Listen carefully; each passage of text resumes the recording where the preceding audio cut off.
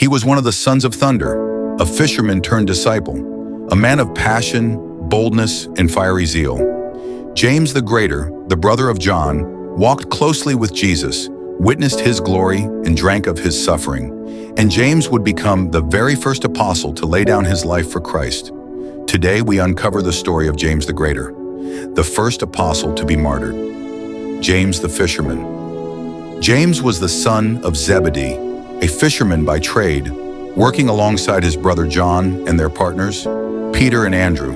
Mark 1:19-20. Jesus called them by the sea, and immediately they left their nets and followed him. Jesus nicknamed James and John the Boanerges, sons of thunder, because of their bold and fiery personalities, Mark 3:17.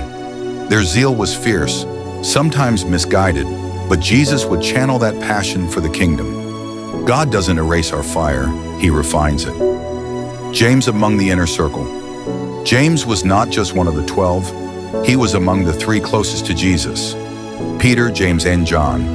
He was there when Jesus raised Jairus' daughter from the dead, Mark 5:37. He was there on the Mount of Transfiguration, seeing Christ in glory with Moses and Elijah, Matthew 17:1-2. He was there in Gethsemane, watching as Jesus prayed in agony before his arrest, Mark 14:33. James was privileged to see the highest glories and the deepest sorrows of the Lord. The closer we walk with Christ, the more we share in both his glory and his suffering. The ambition of James. James and John once asked to sit at Christ's right and left hand in his glory, Mark 10:35-37.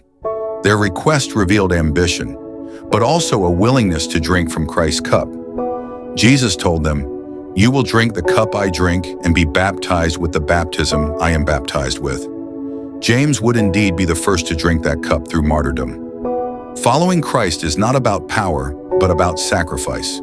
The martyrdom of James. Acts 12:1-2 records the event plainly. It was about this time that King Herod arrested some who belonged to the church, intending to persecute them. He had James, the brother of John, put to death with the sword. James became the first apostle to be martyred, executed by Herod Agrippa I around AD 44.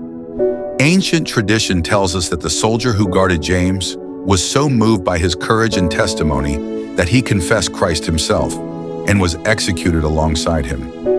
James died not alone, but with a brother gained in his final hour. A faithful witness can inspire others, even unto death. The legacy of James. James's martyrdom shook the early church, but it also strengthened their resolve.